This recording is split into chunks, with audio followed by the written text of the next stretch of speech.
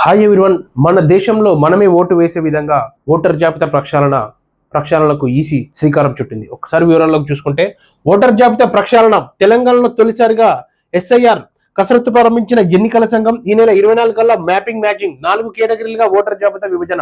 దేశంలో రాష్ట్రంలో భారతీయులకు మాత్రమే ఓటు హక్కు ఉండాలనే లక్ష్యంతో ఇండియా వ్యాప్తంగా ఓటర్ జాబితా ప్రక్షాళనకు ఈసీ శ్రీకారం చుట్టింది. ఇందులో భాగంగా తెలంగాణలోని ఈ ప్రక్రియ చేపట్టనున్నారు. ఇతర దేశాలకు చెందిన వారు ఇక్కడ పౌరసత్వం లేకుండా ఓటు హక్కును కలిగి ఉంటే దాన్ని తొలగించడమే లక్ష్యంగా ఎస్ఐఆర్ ను ఎన్నికల సంఘం చేపట్టింది. ఉమ్మడి ఆంధ్రప్రదేశ్ లో 2002లో ఎస్ఐఆర్ ఓటర్ జాబితా ప్రక్షాళనను చేపట్టారు.